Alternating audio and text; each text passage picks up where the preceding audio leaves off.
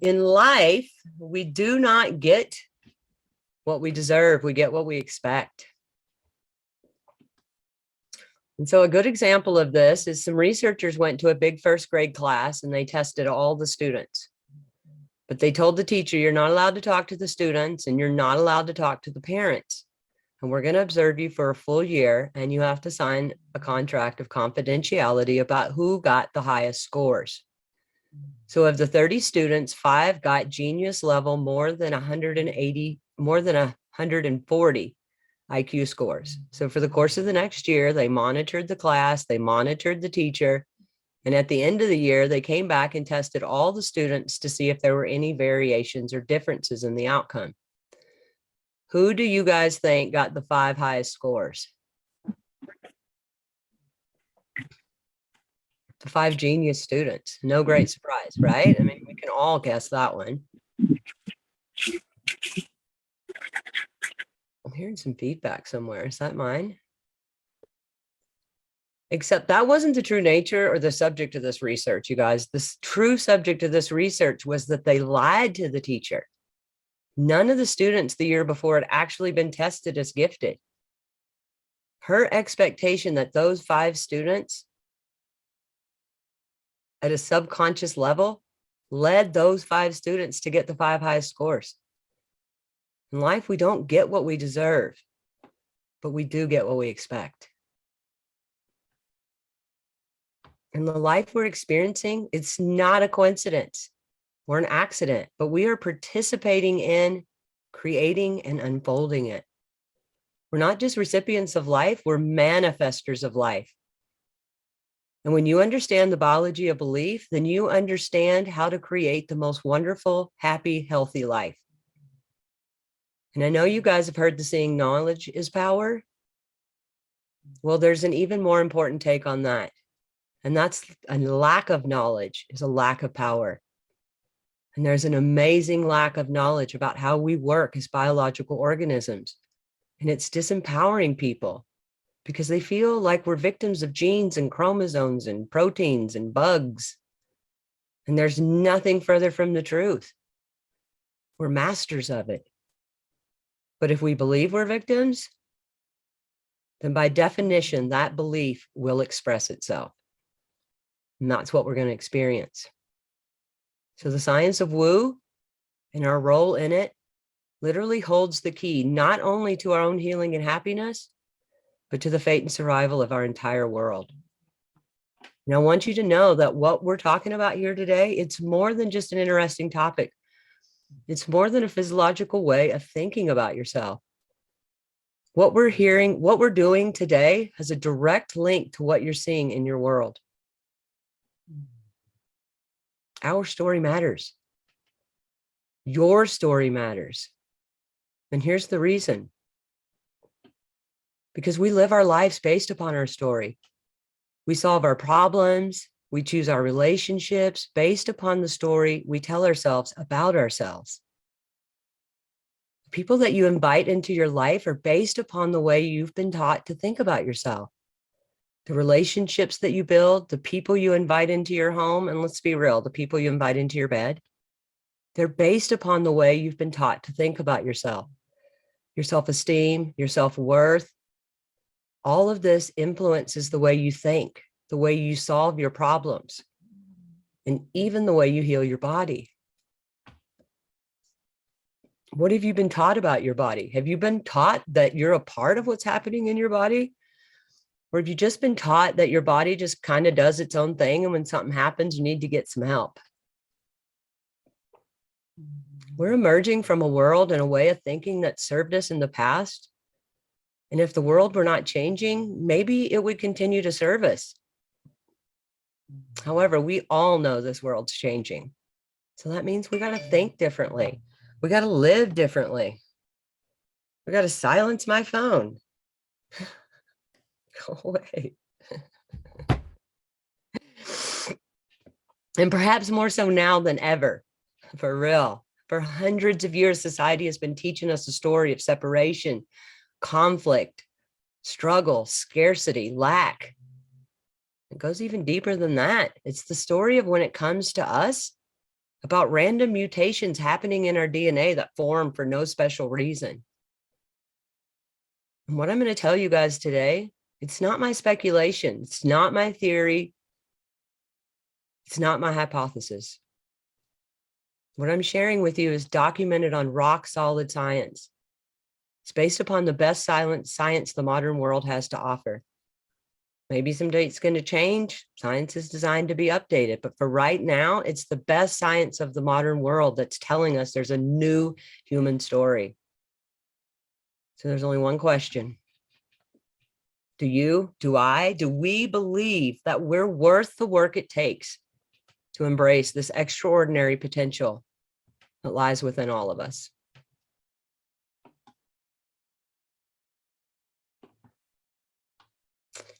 So have any of you guys heard of Bruce Lipton? He's a stem cell biologist and a best-selling author who has proven the idea that genes and DNA can be manipulated by a person's belief. He did pioneering research at Stanford University on cloned stem cells in the 70s, creating the revolutionary field of epigenetics, new meaning since like 1990, you guys, which for some of us was like, what, 20 years ago? It's actually been a lot longer than that. And I'm glad it took them 20 years to adopt this new science, you know? I don't like it when science wants to just change immediately. So he's written books, The Biology of Belief, Spontaneous Evolution, The Honeymoon Effect, which all explain the mechanisms by which consciousness and perception control our health, genetics, and the character of our lives. So now we're going to talk about stem cells. I'm suddenly really thirsty. The stem cell. So you guys, the stem cell is an embryonic cell. And we have billions of stem cells in our body right now. And every one of us every day loses hundreds of billions of cells, and you've got to replace them. The lining of the digestive tract, which is some 20 feet of lining, the cells are replaced every 3 days. It's nearly 1 trillion cells every 3 days. So it's like we're losing hundreds of billions. And how many days in a row can you go if you don't replace those cells? The answer is not very many.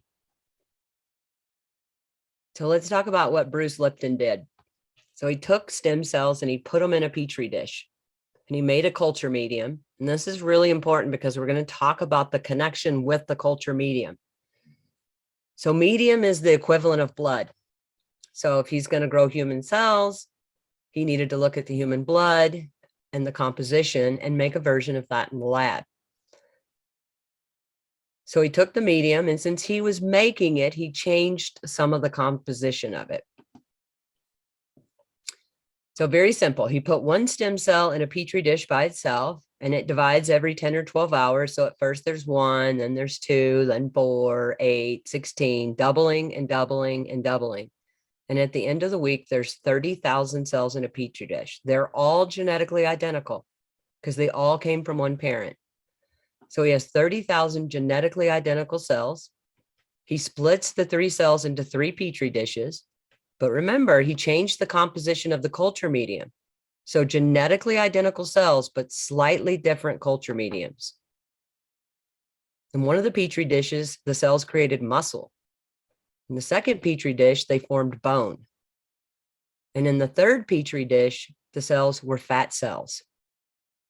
So you say, what controls the fate? They were all genetically identical. So it wasn't the genes. They had all the exact same genes. Only thing that was different was the environment. So how the genes were expressing was a reflection of the environment. The cell was adjusting itself to the environment. Change the environment and the cell will change. Now, what you need to understand about epigenetics is it changes the reading, the expression of the gene. It doesn't change the gene. So if you're born with gene X, you're always going to have gene X. But how it will express itself, well, that depends on your life, your character, your behavior, your environment. Did you guys know there's only about 7 diseases, 7, that are caused by like one gene, like hemophilia, cerebral palsy is another one. There's a few. So you got about 7 major diseases in only one gene. And if you got that gene, then you're going to deal with that disease. But did you know you need multiple genes for cancer? It's not an accident. You can't change just one gene and get cancer. You got to change 12 or 14 genes, and then all of a sudden cancer is a possibility. And people have spontaneous remissions all the time. And they do it by changing their mind, which then changes their biology. Another interesting fact, did you know that when you take a drug, it affects you because you have the natural equivalent of that drug in your biology already? So if you have a receptor for that drug, by definition, you make that drug naturally. Take, for example, marijuana. Guess what? When you hit it, you get high because you have receptors for it, because you make your own. I don't know if anybody knows who Iceman is, but he talks about this. He's like, I can get high without taking a hit. He's completely biohacked his body, and he can release all of these things in his own body. So the idea is this: if you want to have the effect of a drug, do you have to take an outside drug? Science is now saying no.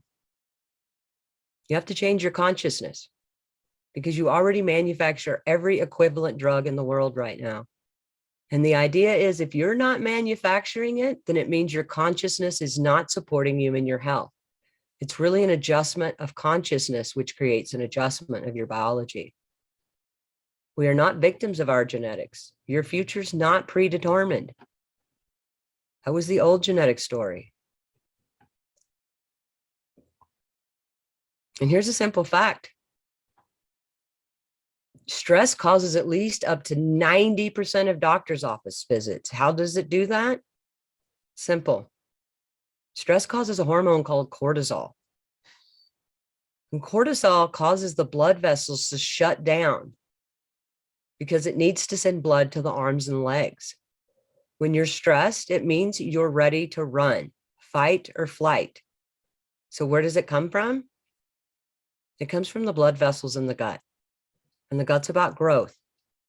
That's what the organ's for. Arms and legs are for protection. If you're in protection mode, you shut off growth. And more importantly, stress hormones shut off the immune system. The idea is if you're being chased by a saber-toothed tiger and you have a bacteria infection, how do you want to split the energy? How much energy do you want to run away? And how much energy do you want to fight the bacteria? If the tiger catches you, the bacteria is useless.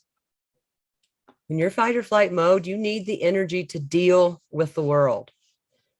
So stress hormones physically shut the immune system off. When you're under stress, that's when sickness starts to show up. In fact, it's so good at shutting off the immune system. Did you know that doctors give patients who are going to get a foreign organ or kidney or lung or whatever, it's foreign tissue. And if you put a foreign organism in your body, your immune system does its job and eliminates it.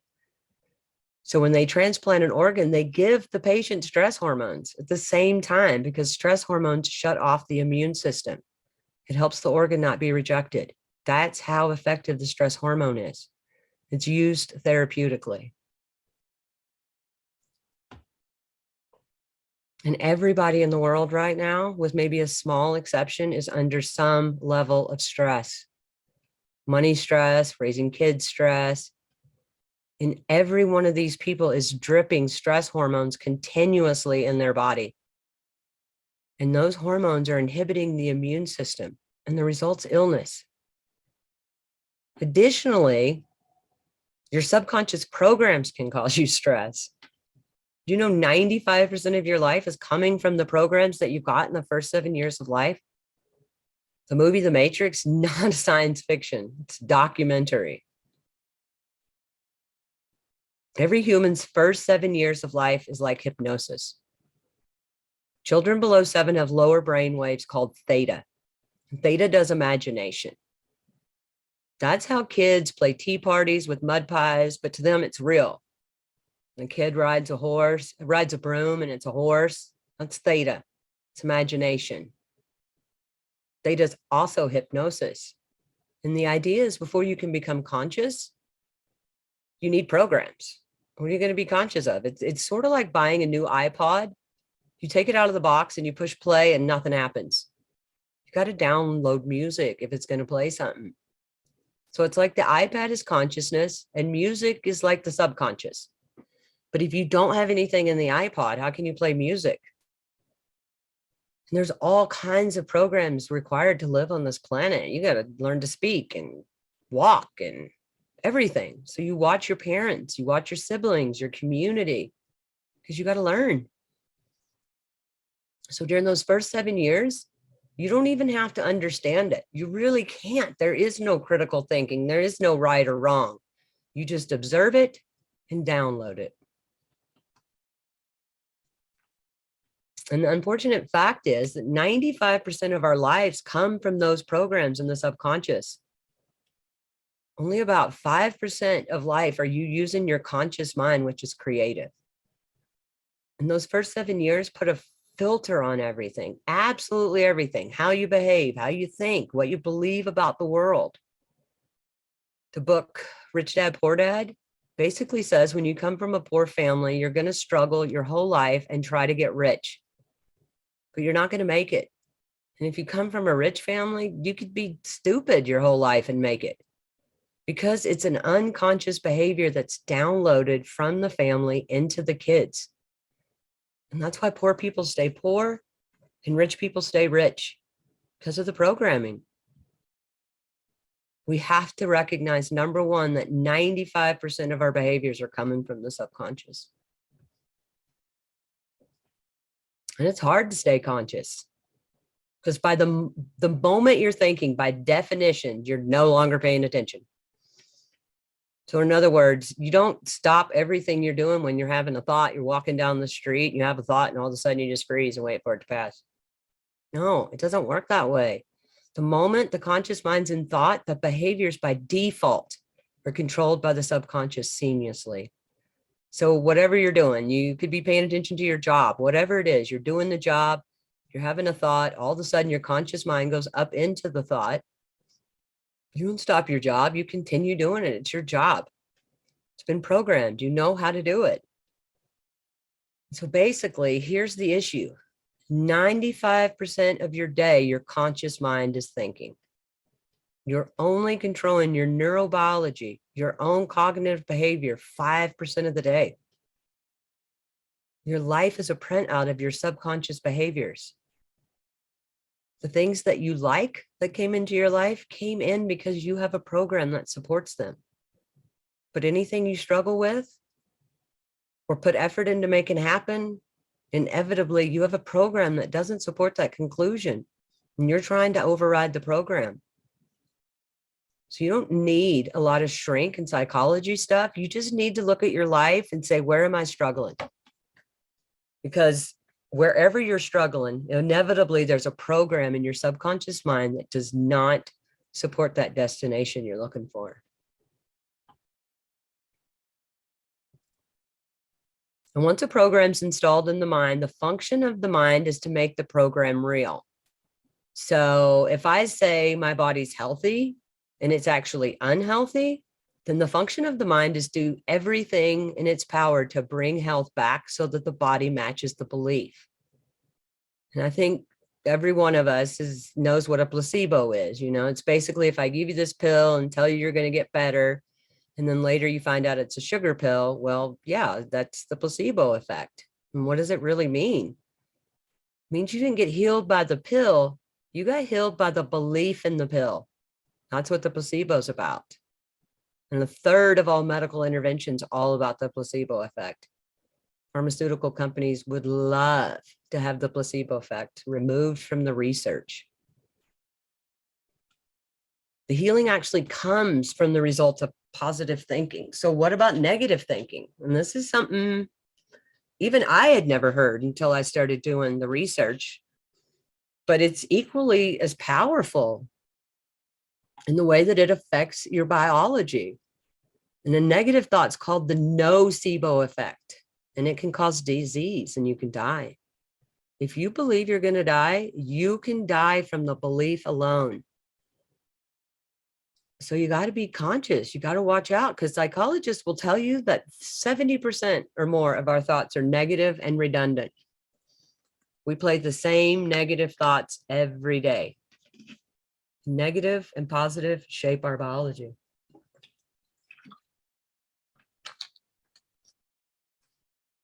So let's talk about Dr. Joe Dispenza. Who knows who Dr. Joe Dispenza is? Well, did you guys know that he completely rebuilt his spine in his mind? It's nuts. This blew my mind when I found out. So in 1986, he was in a triathlon in Palm Springs, California. He was on the biking portion of the race when a four-wheel vehicle going about 55 miles an hour catapulted him off of his bike. He wound up breaking 6 vertebrae in his spine, and the compression of the force hitting the ground went all the way down his spine. And because of the way he landed, he flexed forward so hard that the top vertebrae was compressed more than 60%. And the arch that the spinal cord passes through broke like a pretzel. Just the thought of that's just like, oh. He had multiple compression fractures, and the typical protocol for something like this is what's called a Harrington rod surgery, where they cut off the whole back parts of his vertebrae and screw in stainless steel rods. And they told him if he didn't have the procedure, he probably would never walk again. But he decided against the surgery. He had already known at this point in his life that there was an intelligence that lives within each and every one of us that's given us life. And that this intelligence is consciousness, and consciousness is awareness, and awareness is paying attention. So he thought, I better start paying attention to it. He knew that if he could connect with his consciousness and give it a plan, a template, a design, and be completely present and surrender this creation to his greater mind, because he knew he couldn't do the healing, but he knew it knew how to heal. So he went through about 6.5 weeks of absolute hell. He could not get his mind to do what he wanted it to do. He would start restructuring his vertebrae in his mind. And the next thing he'd start thinking about, was he going to be in a wheelchair? Should he sell his home? Should he sell his practice? And he became aware that he kept focusing on what he didn't want instead of what he did want to have happen. And when we're under some stress of some type of trauma, the hormones of stress cause us to focus on the worst case scenario, because that's what survival is all about. But about 6.5 weeks in, he started to get on top of it. It took him about 3 hours every day in those first 6 weeks. And he was never quite satisfied. But at about 6.5 weeks, he felt like he'd hit a tennis ball right in the sweet spot. Y'all know what that feeling's like, right? Because he'd go all the way through it, right? And never lost his focus. Because if he lost his focus, he'd have to start over, because the it isn't clear, because he didn't finish it. Oh, I moved my little thingy. So when he got all the way through the process, made it all the way through, something clicked, and all of a sudden it got easier. His body started to respond to his mind. His pain levels dropped. His neurological condition changed. He had more energy, and what was taking him 3 to 4 hours before was now only taking him 45 minutes. His body was healing. He was back on his feet in 10.5 weeks, you guys. Back in his life at 12 weeks. Training at 12 weeks. It's nuts, right? And during that time, Dr. Joe Dispenza made a deal with himself that if he was ever going to be able to walk again, he would spend the rest of his life studying the mind-body connection. And that's what he's been doing since 1986. He's written lots of books, including Breaking the Habit of Being Yourself, The Placebo Effect, Becoming Supernatural, and many other. He conducts week-long retreats all over the world. And so I've pulled together a couple of his different research projects to share with you guys. But before we get started on that, I want to talk about stress just a little bit more. So all organisms in nature can tolerate short-term stress. Whether it's a zebra being chased by a lion or it's a pack of coyotes chasing a deer, the moment the organism perceives the danger, it switches on the emergency system. There's a rush of adrenaline, a rush of energy, and an arousal that takes place in the brain and body. And all those chemicals then alter our normal hemostasis. In a state of survival, we switch on the sympathetic nervous system, or what's called the fight or flight. And our pupils dilate, our heart rate increases, our respiratory rate decreases, and blood is sent to the extremities and shut down in the internal organs. It's a time to run, it's a time to fight, or it's a time to hide. Now, if the zebra or the deer outrun the predator, 30 minutes later, the stress response begins to switch off and the body returns back to balance. But what if you are being chased by a predator? What if it's your coworker? What if it's your mother-in-law? What if it's your boss? Oops. What if it's traffic? Ooh, that one gets me for real. And what was once a very highly adaptive system becomes maladaptive, because when you turn on the stress response and you can't turn it off, now you're headed for disease, because no organism can live in emergency mode for an extended period of time. If you keep mobilizing enormous amounts of energy for some threat in your outer world, there's no energy in your inner world for growth and repair. And we talked about this earlier. We need that growth. You're losing billions of cells. Just since I've been talking, we've lost 1 billion cells. And a person living in a constant state of extreme stress becomes like an addict. You become conditioned to the rush of those arousal chemicals. And in time, you begin to use the problems and conditions in your life to reaffirm your conditioning. You're addicted to that emotion. And when we're trying to change, when we're trying to find a place where we can let go of the negativity in our life, it seems like the minute we start trying to be more positive, we suddenly can only see our problems. And that's because the body's so accustomed to working with those chemicals that when they aren't available, it will look for things to create that stress response. Yeah, I've always wondered my whole life why the minute I'm trying to change something, it's like, why does everything get worse all of a sudden? It's your body. It's like we're like drug addicts. We need the bad job. We need the poor relationship. We need the difficult situation in our life to keep getting that rush of energy. And we have no idea that that's actually what's happening. Nobody ever taught us this stuff. So in a sense, people become addicted to the life they don't even like. We can make thoughts more real than anything else. You can turn on the stress response by thought alone, meaning you can become addicted to your thoughts. And your thoughts can literally make you sick. There's so many diseases around the world now that are created by the immune system being suppressed, or what's called immune-mediated diseases. It's everything from cancer, lupus, rheumatoid arthritis, food allergies, food sensitivities. It's all a compromise in the immune system. So if your thoughts can make you sick, you think it's possible your thoughts can make you well? It's exactly what one of Joe Dispenza's studies was on. He did research on stress. He took 117 people. He measured their cortisol levels and another chemical called IgA, immune globulin A. It's your body's primary defense against bacteria and viruses. So as cortisol levels go up and you're mobilizing enormous amounts of energy, the immune system dials down, right? We've talked about that. When your immune system is suppressed, the IgA levels are going to go down. So they measured the cortisol and the IgA levels, and then they put them through 4 days of training. They ask them to trade emotions like anger and frustration and hatred and violence and aggression and competition, all those survival emotions, for elevated emotions, heartfelt emotions like gratitude, appreciation, kindness, care, love for life. And all they asked them to do was just 10 minutes a day to open their heart and begin to feel these elevated emotions.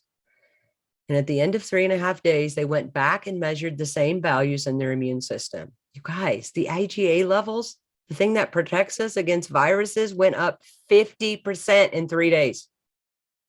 Just from 10 minutes, just 10 minutes a day of shifting negative, stressful thoughts to heartfelt thoughts. Their cortisol levels dropped by 16%. Their immune systems upregulated a great degree. What? We get to get better by feeling good? I'm in. That means that when you begin to change the way you think, you begin to feel, begin to change the way you feel, and you begin to change your attitude, and you begin to open your heart and feel elevated emotions. It's in those elevated emotions that you begin to restore and repair the immune system. And the more altered we feel from the stress response or by the emotional reaction to the stress, the more we narrow our focus on the cause. And then all we're seeing is the problem. And the more our attention's on the problem, the more we begin to experience separation from everyone and everything.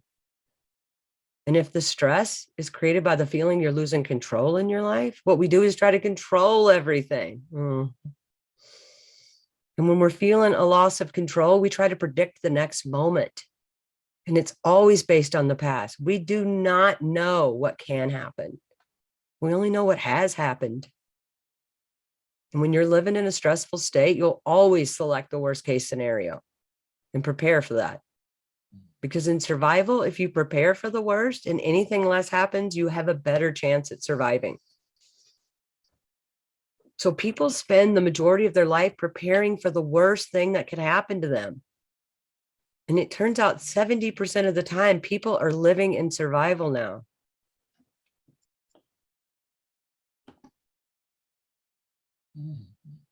So now that you understand that stress is when the body and brain are knocked out of balance, and you understand that the hormones of stress push the genetic buttons and create disease, it begs the question, is there anyone or anything truly worth living in a state of stress for? I say no. I'm sorry this picture's blurred, but I still love it. I mean, look at her.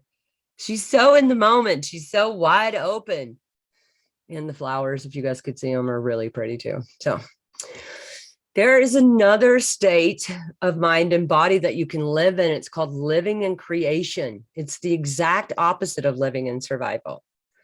And when we begin to create from the creative state, the brain and body move back into hemostasis. There's an expansion of an energy or a release of energy from the tissues. The body goes into tissue repair. There's health, there's order, there's gene regeneration taking place in the body.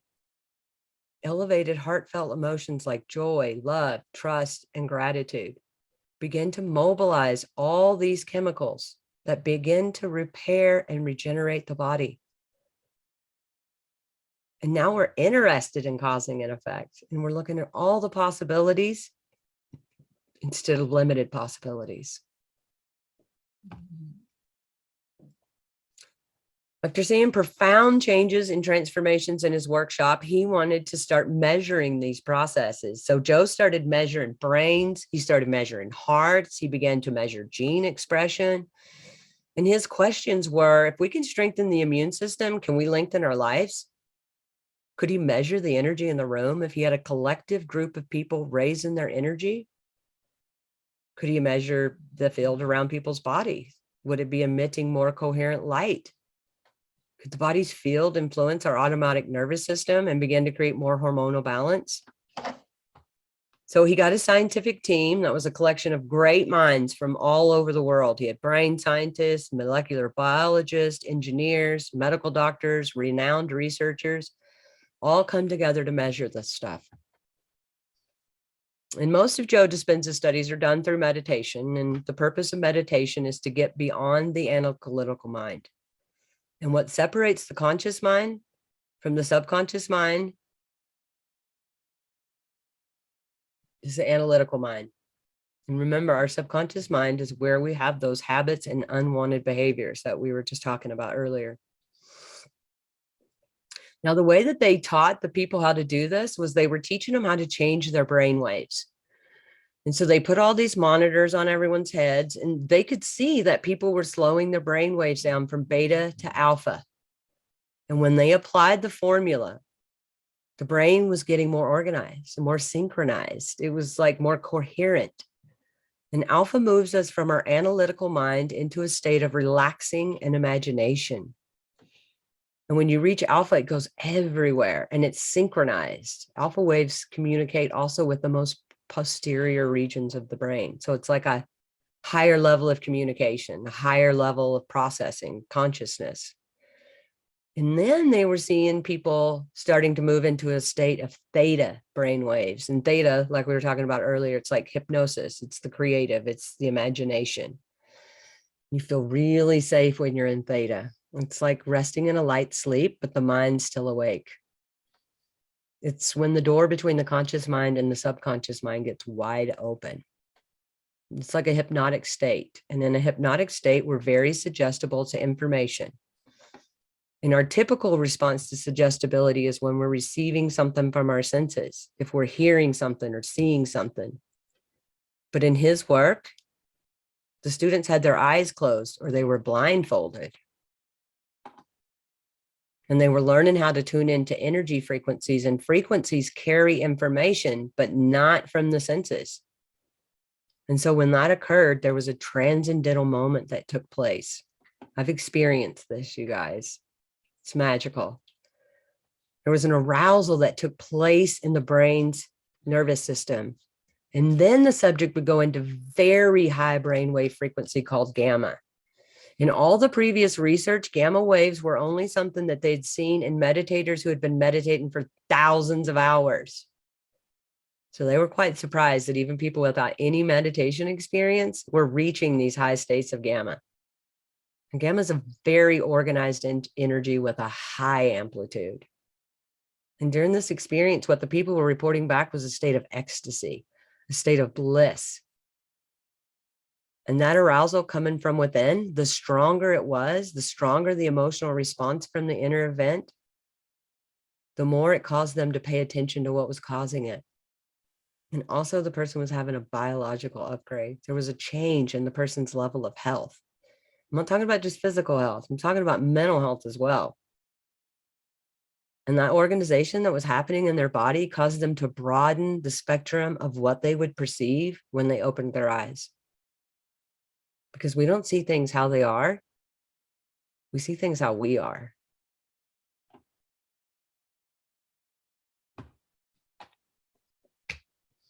All right, so let's talk about the brain for just a minute. Your brain is made up of about 100 billion neurons. If you took 100 billion sheets of paper and stacked them on top of each other, it'd be like 5,000 miles high. That's the distance from Los Angeles to London. You got all that in your brain. Now, nerve cells possess the unique ability to store and communicate information between each other. And the neocortex is the thinking brain. It's the seat of your consciousness. You're listening to me right now with your neocortex. And what the neocortex loves to do is gather information, especially mine. I really like to gather information. And every time you learn something new, you make a synaptic connection in your brain. That's what learning is. Learning is forging new connections. So every time you learn something new, your brain physically changes. I'm changing y'all's brain right now if you're learning. Your brain upstairs literally upscales its hardware to reflect the new level of mind. And the principle in neuroscience says that nerve cells that fire together wire together. So as you begin to learn information, you biologically wire that information into your cerebral architect. So if learning is making new synaptic connections, then remembering is maintaining and sustaining those connections. And just like any relationship, the more you communicate, the more you bonded you become. Neurons are exactly the same way. And once these neurons begin to fire and wire together, they actually form networks or a gang of neurons that have been fired and wired together. So it's like a community of neurosynaptic connections. It could be related to an idea, a concept, a memory, a skill, a behavior, an action, your childhood. But these networks actually have an electrochemical component. Did you guys know that you generate more electrical impulses in your brain in one day than all the cell phones on the planet put together? One day. So fascinating, right? And whenever we make the brain work differently, we're changing our mind. There's very unique shuffle that goes on microscopically between different circuits in your brain. And so you're trying to fire this new thought called compassion. But remember, you've fired and wired all those other circuits together based on the last 10, 20, 30 years.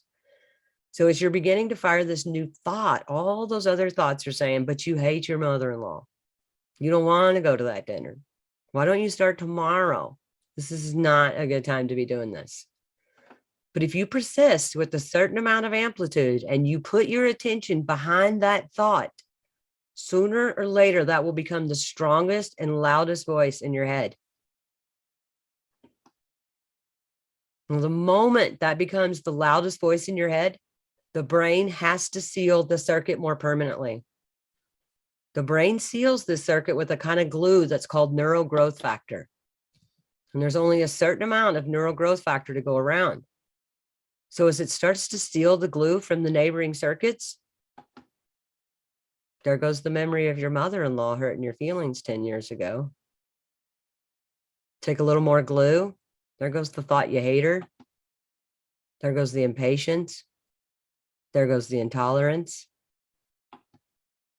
And now the only signal that's traveling to that neuron is called compassion. Now, every place where one neuron connects with another neuron's a memory. When this happens, you begin to biologically and neurologically prune away the old memory of the old self. This is the science of changing your mind. And did you know that you think 60 to 70,000 thoughts in one day?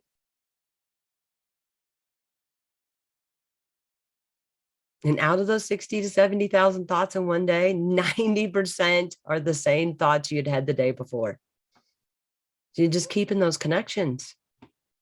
And the same thoughts are going to lead to the same choices, and the same choices are going to lead to the same behaviors, and the same behaviors are going to create the same emotions, and those same emotions will drive the same thoughts. And that's what's called your personality. And your biology is a reflection of your state of being. Your personality is directly related to your personal reality. And that's because those neurons have been fired and wired together so long. That's where the glue is. The glue is holding those thoughts together. So in order for you to create a new personal reality, a new life, you're going to have to begin to examine the thoughts that you're thinking and decide if you want to continue thinking that way or choose a new way of thinking. You have to become aware and observe your behaviors to look and see if those habits are something that's going to support a new future. And then you have to look at the emotions that you've memorized that keeps you connected to the past and decide which of those emotions are healthy and which ones are not. Most people try to create a new personal reality from the same personality, and it doesn't work that way. You literally have to become somebody else. This requires not making the same choices as you did the day before. You've got to begin to think and act in different ways. This is the creative function of us as human beings.